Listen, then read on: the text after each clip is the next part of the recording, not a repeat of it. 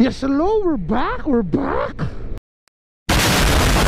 So today, magbabalayan lang tayo. Tinry ko lang tong GoPro natin kasi nawala yung audio niya nung nag-vehicle tayo. Hindi ko alam kung ano naging problema doon sa biyahe natin. Malakas kasi ulan nun. Hindi ko alam kung nabasa siya, tapos nag-lose connection. So itatry ko lang ngayon, kaya ako nag-video. Sakto nakamotor kami, magsa-sight. Sabi ko, try muna natin gamitin yung camera kung kamusta siya. At the same time, bagong setting ng bola ng gilid ng Vespa natin. So mali pala yung naging setting natin nung nag-vehicle tayo.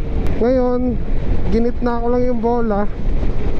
Tingin ko ito yung tamang-tama para sa bigat ko, sa timbang ko, tsaka sa driving style ko. Itong setting ng bola na to, hindi yung sagad ang bigat. Ngayon parang feeling ko hindi gigil yung motor ko. Tapos maluwag siya tumakbo. Unlike na nag-vehicle tayo na nawawala yung gitna, pero madulo naman. Pero aanin mo yung dulo kasi may limiter din naman yung mga Vespa natin dito. Pag tungtong na 140, puputulin niya na din yan unless iparemap mo. So samahan niyo kami doon. Let's go.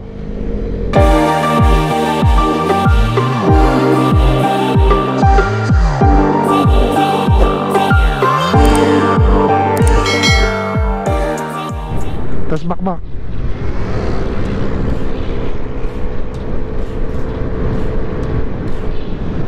So right now nandito tayo sa kalsada papuntang Lemery.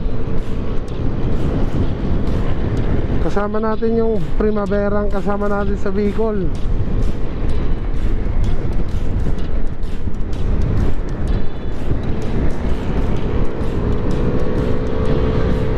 Iba din talaga yung nagawa nung gilid sa Primavera, oh. Saglit lang siya umahon ngayon. Nag-iisang daan na siya kahit ahon. Unlike before na 60 lang ang ahon. Malaking bagay din yung magpapagilid kayo gano'n. Kahit hindi nadagdagan yung top speed mo, at least nakaka-pacing ka. Pag ra-ride, hindi yung inip sa'yo yung kasama mo, kasi pag overtaken, doon ka maiiwan eh. Sa biyahe naman, hindi ka naman lagi tatakbo ng lampas 100. Itong ganito nakagilid, saglit sa kanya mag-100, kaya makakasabay siya sa ride. Kahit pa sabihin 300 ang kasama, hindi siya pwedeng iwan. Yun lang kagandahan sa ganyan nakagilid. So yung gilid niya is straight Malossi. Torque drive lang yung nag-iba.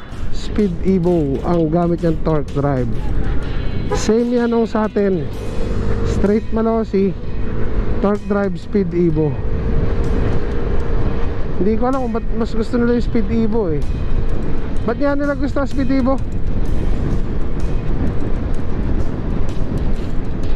Basta yun, Speed Evo gusto nila. Mas maganda daw performance ng torque drive na yan. Ha? Lightened torque drive. May Malossi na torque drive. Ba't hindi yun? Kaya na-recommended nila eh, Speed Evo.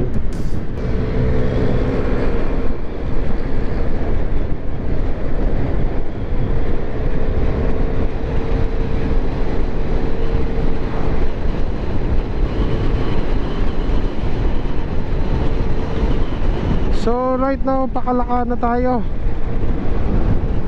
Pakalampas na tayo ng Lemery. So dumaan din tayo ng Agoncillo. Hindi na tayo nag-video. Diretso na tayong Kalaka.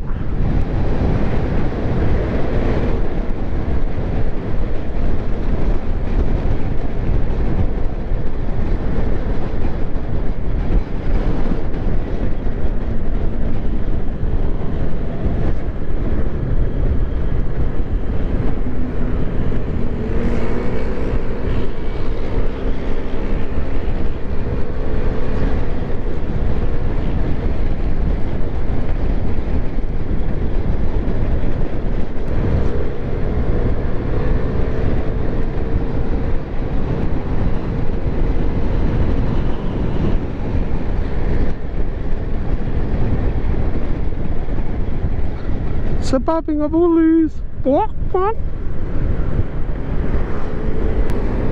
Next target natin sa Vespa natin, Remus. Para ma-feel nyo naman yung Vespa kapag nanonood.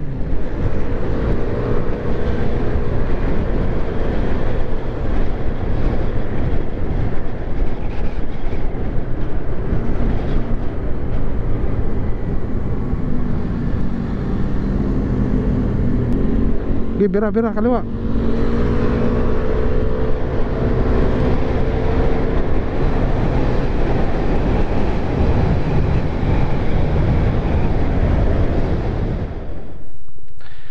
So, dito tayo ngayon sa Balayan, ano, sa ginagawa nating LTO building dito sa Balayan.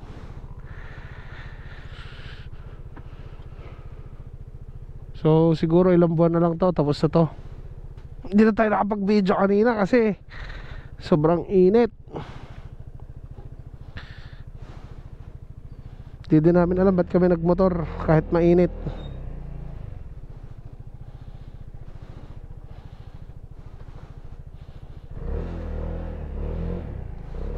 Kita nyo yung Vespa natin, pang off-road yan.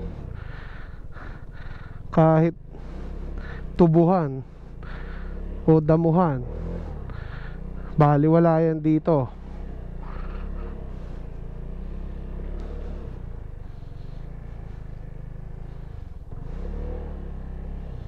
Malaking tambakin pa to kasi lubog yung lupang pinagtayuan kaysa sa kalsada.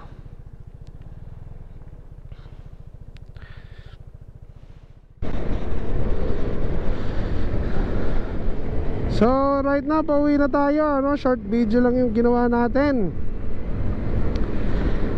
Try lang naman natin yung mic dito eh, kaya tayo nag video. So hinahapon na tayo kasi nag-ikot-ikot tayo sa mga ginagawa. Ayun. So try natin ito sa ahon bago natin tapusin yung video.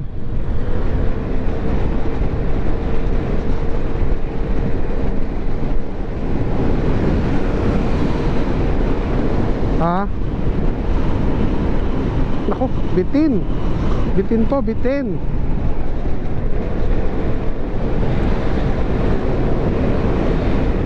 Nawala po tayo sa buwelo.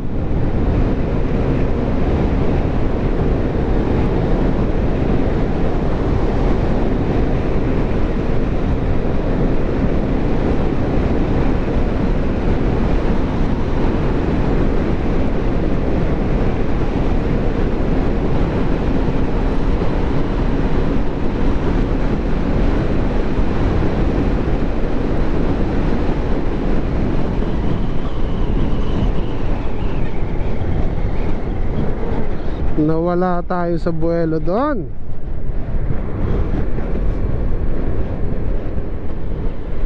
Kanan ka dyan, malalim yung gitna. Okay, bera. Full throttle. Iyo, bumangking ang Primavera. Tapos magbibitaw pa yan ng kamay.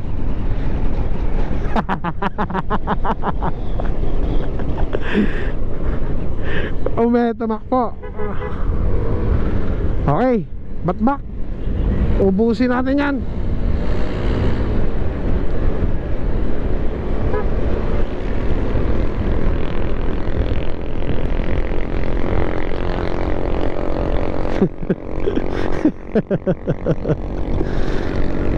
Dito.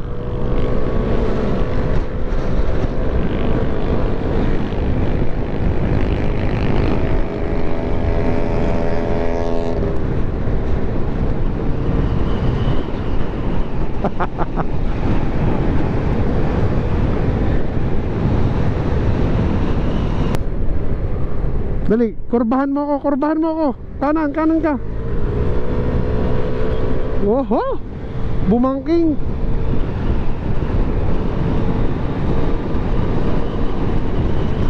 Memories bring back, oh.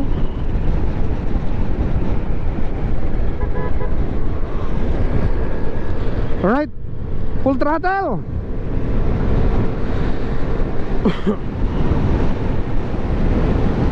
Kita niyo yung Primavera, oh, tumatakbo din siya ng 110.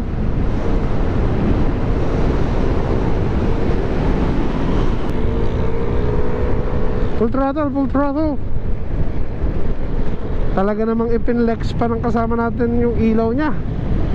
Yun, nangamote na po. Ginamitan na ng blinker. Nangamote na po ang ating kasama. Kita po ang pagkakamote niya. Nandiyan na tayo kakanan.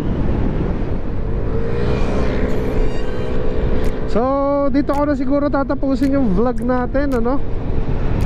So don't forget to like, share, subscribe, and hit the notification bell. Saka born to be wild, no? So that's it for today. Stay safe, everyone. Ride safe, and God bless.